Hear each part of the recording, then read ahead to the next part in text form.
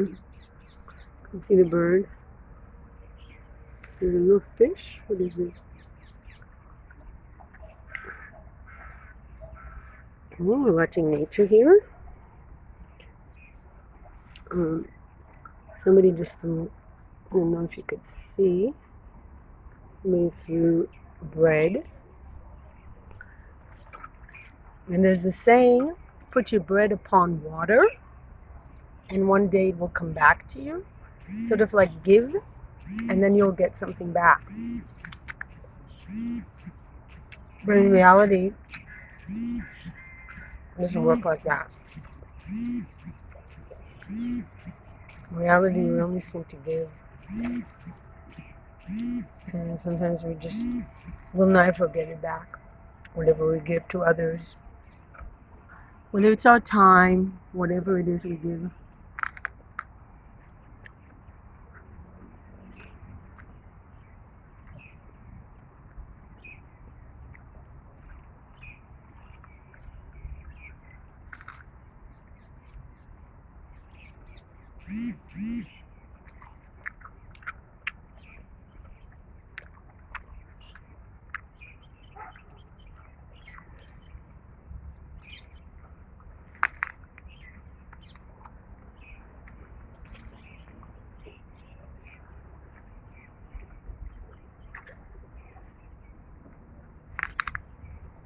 The man.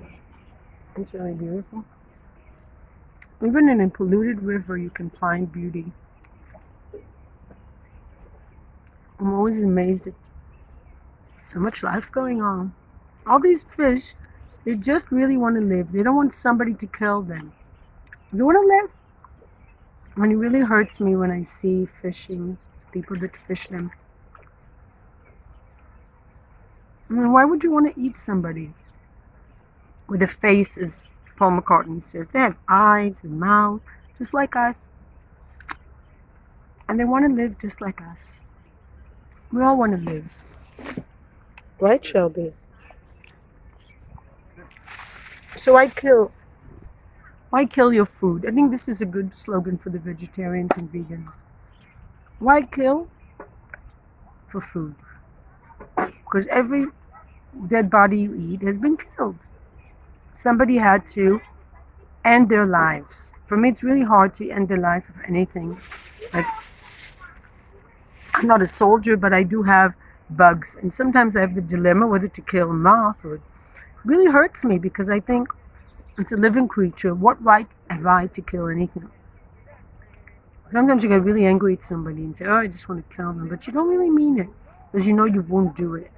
Even if you know you have a lot of anger, the best way to do is just to go about being angry at someone is just to take yourself away from that situation, step away, and think about yourself. And don't let anger destroy your life.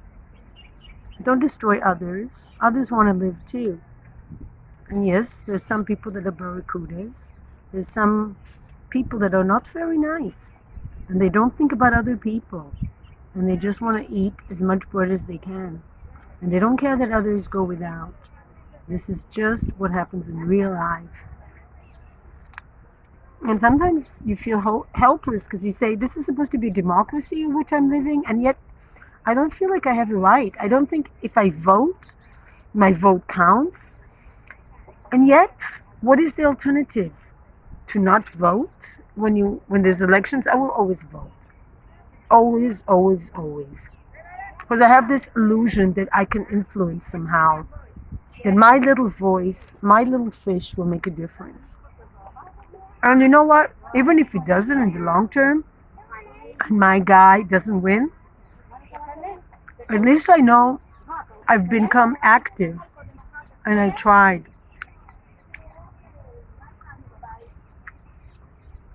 I feel sometimes very, very misunderstood. I feel like I think a lot about life, thoughts that others just don't. A lot of people just go through the motions, they just act. And furthermore, a lot of people have a lot of difficulties in life, and it's really hard for them to cope.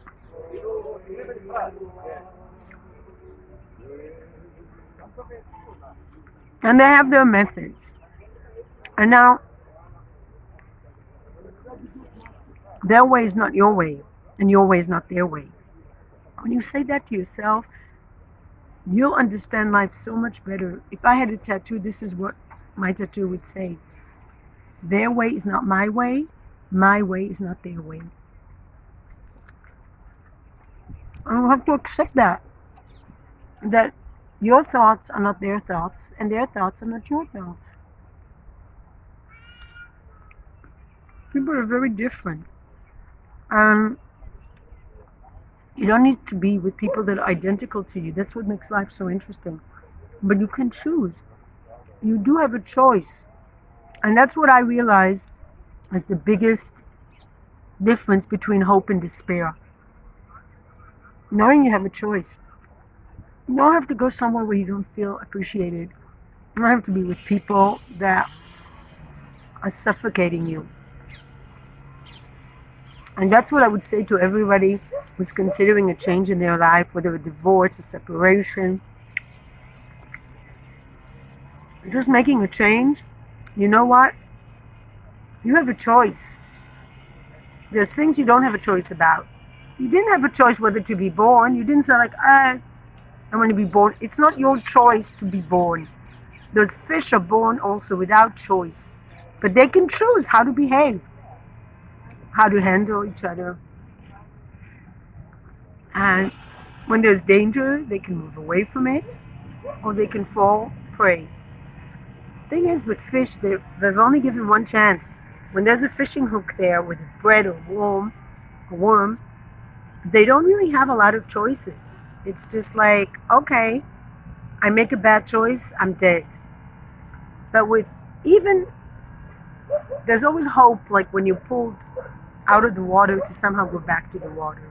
First of all, hope is very important. And the other thing is that if you've been in this situation before and you know, oh God, I see a mask in the water. See the mask in the water? This is the problem. I've been seeing a campaign to cut the straps also. Animals, you see the fish, birds, they can get really harmed by this. This river is exactly how not to live. Human beings should not pollute rivers, but human beings do. I've heard it's even worse up north. That in Haifa, all the chemical plants, they dispose their toxic materials into the ocean, and living in Haifa, you can get cancer and all kinds of diseases. Look, I'm not going to live in fear, but I think that the pollution that you see here is the pollution in the ocean. And the fish you eat may have lived, breathed, eaten polluted water. All kinds of toxins. So some animals are more, they can take, they're more resilient. Like the crows are very, very strong birds. They're very resilient. And the fish also, they're very strong. And I think if you're here, you're a result of generations and generations of breeding. And there's good stuff in you too, not just bad stuff. There is good. There is good in you too. And a lot of people don't have this ability to say, I'm good. They just want to control other people, dominate. And they don't think about being good at all. I see this mask, it really irritates me. I want to go and fish it out. I don't know how. I think maybe I'll come back tomorrow with a pole. And I will just, like a broomstick, and I'll just fish out stuff. It's about time. But then when it's outside, you also have to clean up. I think there must be a group that cleans up the river. Water is fascinating. When I was in high school, I wrote a paper about a water pool, and I was investigating the creatures who live there. It's fascinating. And you know what? I thought I really did a good job with my paper. Now I'm thinking about it. I don't think I did.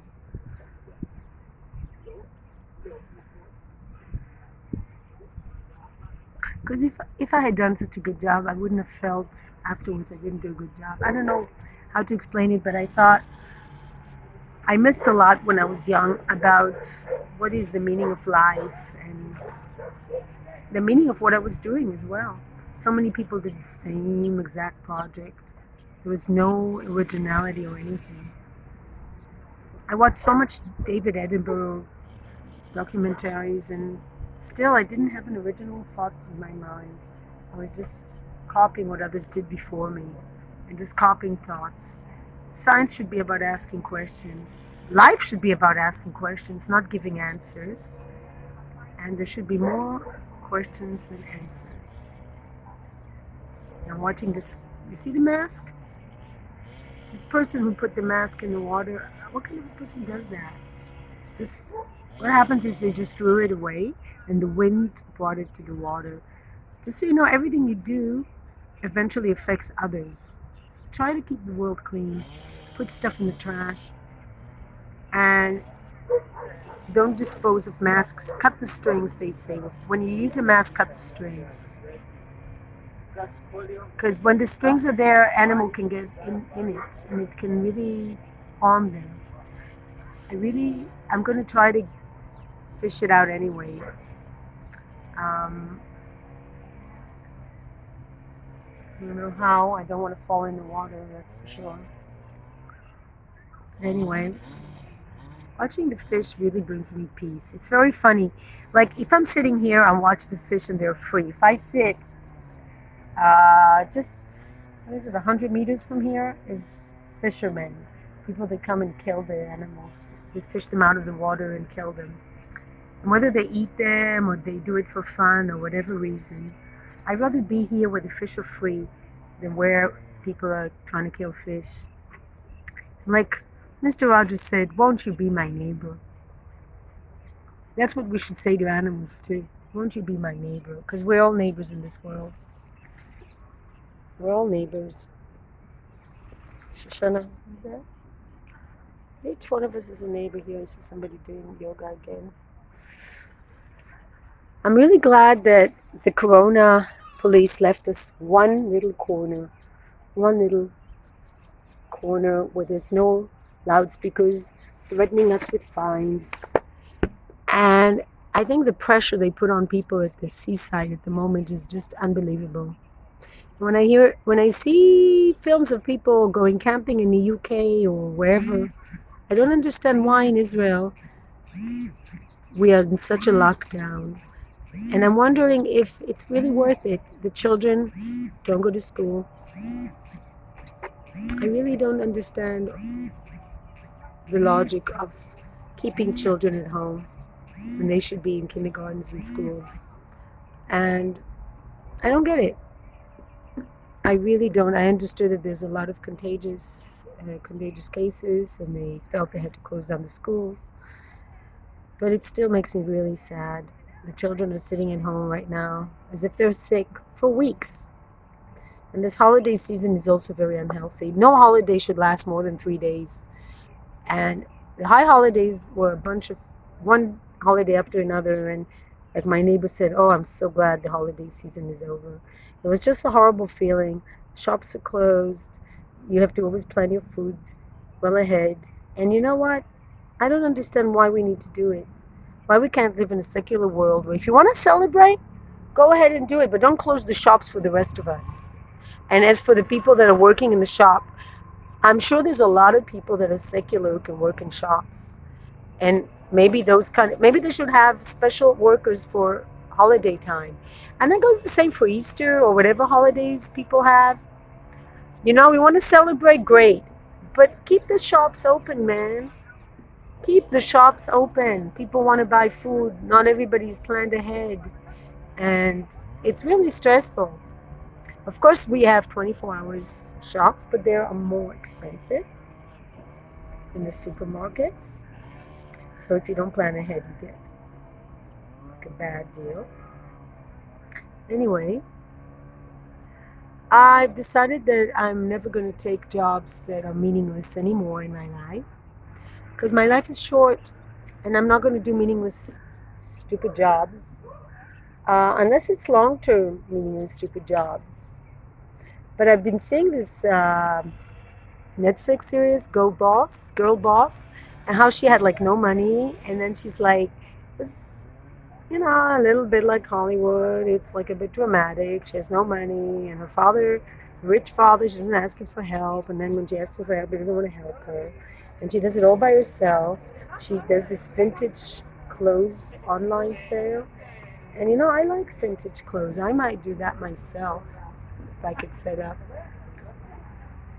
It's a good show, and it shows that sometimes having to dare is to dream. To dare is definitely to dream. It's not dare to dream, it's dare. To dare is the dream. To dare to say, I can maybe do this one day, I can maybe make a living like this, instead of being like she was working in a shop, and then there's a boss and there's always somebody who tells her what to do. I also don't like that. I don't like being told what to do. I mean, there's a job, I do it or I don't do it. I don't like somebody sitting on my case and telling me when to eat lunch, when not to eat lunch, what to do. I can do it for other people. I think, like, if I work with children, I can tell them what to do because they need to be told what to do. They don't know what to do. But I actually think kids also know what to do. They need limits. We all need limits, but there's a difference between limits and control.